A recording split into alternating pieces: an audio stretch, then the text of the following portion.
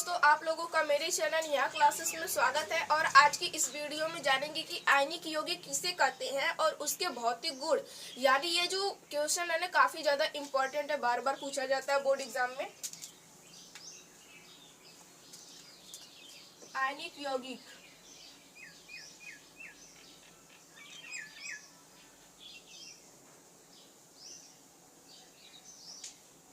आयनिक यौगिक किसे कहते हैं, पहले इसी के बारे में हम लोग जान लेते हैं। आज टाइम थोड़ा कम है, इसलिए मैं बिना कुछ बहसबाजी के पढ़ा लूंगा डायरेक्ट।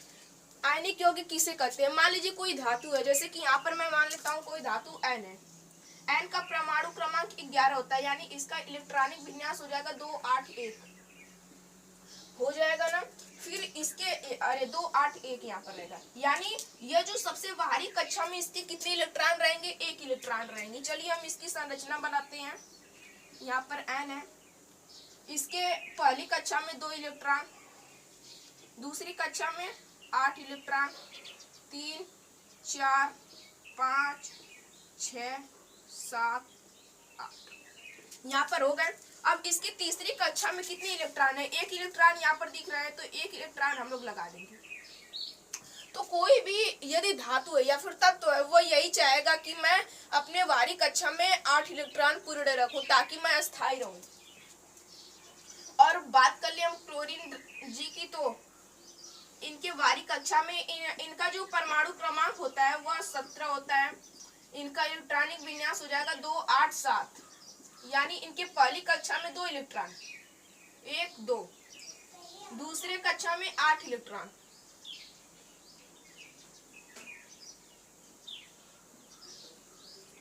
3 4 5 6 7 8, और इनके तीसरे कक्षा में कितने इलेक्ट्रॉन है? 7 इलेक्ट्रॉन, 1 2 3 4 5 6 7, यानी इसको क्लोरीन को 1 मिल जाएगा तो यह अस्थायी हो जाएगा, और ये इसको 7 मिल जाएगा तो यह अस्थायी हो जाएगा। अब आप कहेंगे कि जो ये सोडियम है, यह क्यों ना इससे 7 उधार लेता। अच्छा, आप ही बताइए, आपको यदि कहा जाए बाजार जाने के लिए और आपके गांव से बाजार 1 किलोमीटर की दूरी पर है और एक दूसरा बाजार है जो आपके गांव से 7 किलोमीटर की दूरी पर है, तो आप कहां पर जाना पसंद करेंगे? मुझे उम्मीद है कि आप लोग 1 किलोमीटर दूरी वाले बाजार में ही जाना पसंद करेंगे, क्योंकि आपको ऊर्जा कम खर्च करनी है। तो वही बात यहाँ पर भी होती है।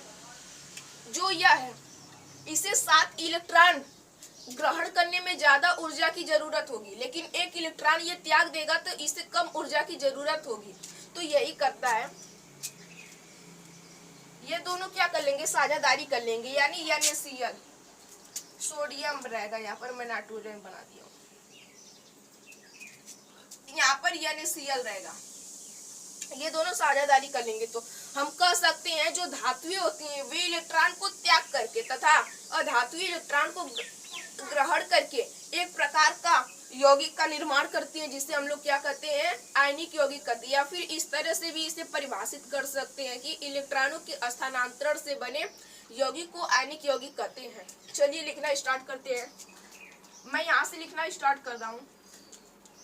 इलेक्ट्रॉनों के स्थानांतरण या फिर धातुएं इलेक्ट्रॉन को त्यागते हैं तथा अधातुएं इलेक्ट्रॉन को ग्रहण करके एक प्रकार के यौगिक का निर्माण करते हैं, जिसे हम लोग आयनिक यौगिक कहते हैं। यह भी लिख सकते हैं, या फिर इलेक्ट्रॉनों के स्थानांतरण से बने यौगिक को आयनिक यौगिक कहते हैं। दोनों में से आप कोई भी परिभाषा बोल सकते हैं जो आपको पसंद है।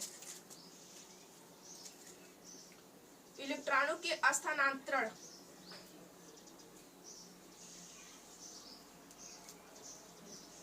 से बने यौगिक को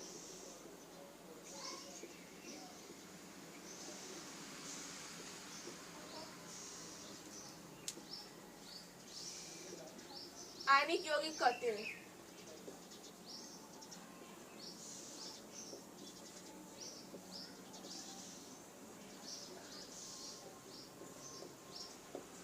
आप लोग इसके नीचे ये स्ट्रक्चर बना लीजिएगा, उदाहरण में हो जाएगा। इसके बाद हम लोग जानते हैं कि इसके भौतिक गुणों के बारे में, यानी भौतिक प्रवृत्ति क्या है। इसका जो पहला गुण है,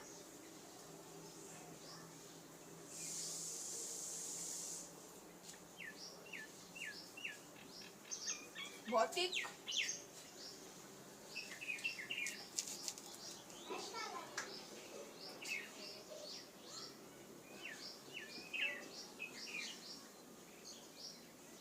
भौतिक गुण। भौतिक गुण के बारे में जाने तो भौतिक प्रवृत्तियां यदि आपको ये समझ में आ गया ना तो ये आप स्वयं से बनाकर लिख लेंगे। जैसे भौतिक प्रवृत्तियों के बारे में यदि मैं बात करूं, भौतिक प्रवृत्ति तो क्या हो जाएगा कि जो ये याद रखिएगा कि आयनिक यौगिकों के बंध के बीच जो बंध बनता है उसे आयनिक बंध कहते हैं, बस इतना याद रखिएगा। और ये जो होता है ना काफी ज्यादा मजबूत होता है, यानी हम कह सकते हैं कि धन और ऋण आवेश के द्वारा बने बंध को यानी इनके बीच धन आयन और ऋण आयन काफी ज्यादा मजबूत होता है, जिस कारण से इनके बीच जो बंध होता है ना वो काफी ज्यादा मजबूत होता है। ये परिभाषा सही रहेगी।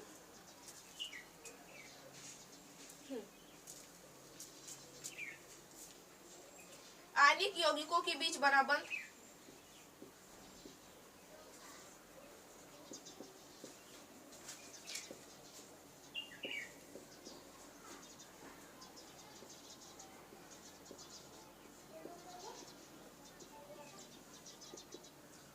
काफी मजबूत होता है।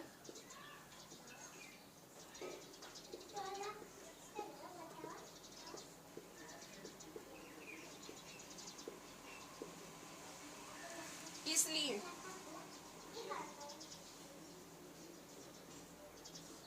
ये ठोस अवस्था में पाए जाते हैं। आम बात है कि यदि कोई भी चीज मजबूत होगी तो वह ठोस अवस्था में ही पाई जाएगी।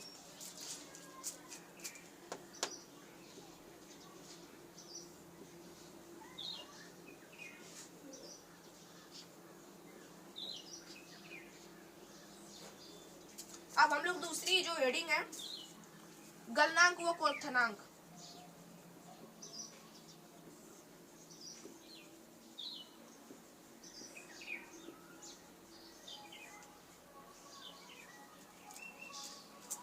आयनिक यौगिकों के जो गलनांक होते हैं वो क्वथनांक ज्यादा होते हैं, क्योंकि इनके बीच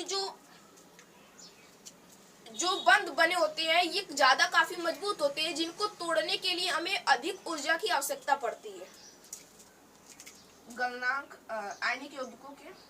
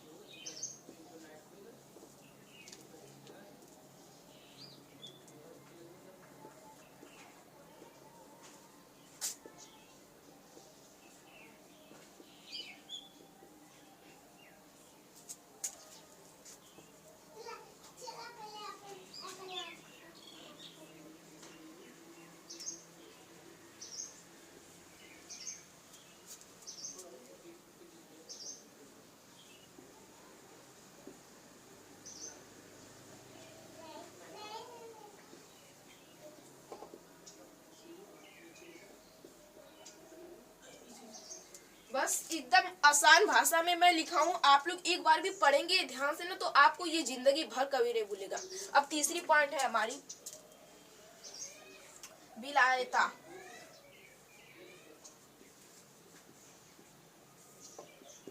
विलायता में क्या हो जाएगा कि जो आयनिक यौगिक होते हैं ये जल में घुलनशील होते हैं, ये जल में घुलनशील होते हैं, परंतु पेट्रोलियम में क्या होते हैं, जैसे पेट्रोलियम हो गया और भी चीजें होती हैं जैसे केरोसिन का तेल हो गया, तारपीन इत्यादि में ये क्या होती हैं, अघुलनशील होती हैं।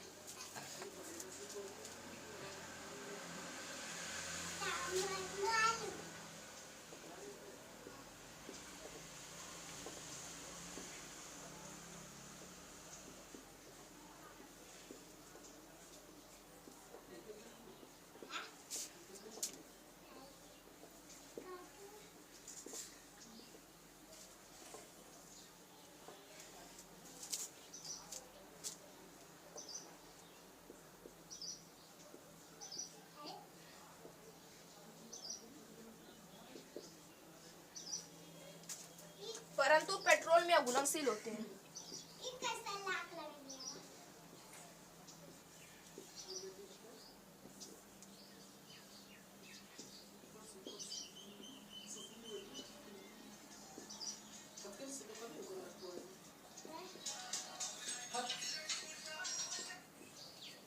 यहाँ पर एक बार मैं आपको फिर से रिवाइज करवा दे रहा हूँ कि आयनिक यौगिक कहते किसे हैं। देख लीजिए, इलेक्ट्रॉनों के स्थानांतरण से बने यौगिक को आयनिक यौगिक कहते हैं तथा इनके बीच बने बंध को आयनिक बंध कहते हैं। ये काफी ज्यादा मजबूत होता है। अब भौतिक प्रवृत्ति आयनिक यौगिकों के बीच जो बना बंध होता है काफी मजबूत होता है, इसलिए ये ठोस अवस्था में पाए जाते हैं। अब है गलनांक और क्वथनांक। ये क्वेश्चन पूछा भी जाता है कि आयनिक यौगिकों के गलनांक एवं क्वथनांक उच्च क्यों होते हैं, क्योंकि इनके बीच जो बना बंध होता है ना वो काफी ज्यादा मजबूत होता है, जिसे तोड़ने के लिए हमें अधिक ऊर्जा की आवश्यकता पड़ती है। अब विलायकता, यानी आयनिक यौगिक जल में घुलनशील होते हैं, परंतु पेट्रोलियम, केरोसिन का तेल, तारपीन आदि में ये क्या होते हैं, अघुलनशील होते हैं। चलिए दोस्तों, आज की सेशन को यहीं पर एंड करते हैं और मिलते हैं किसी अगली वीडियो में नए टॉपिक के साथ।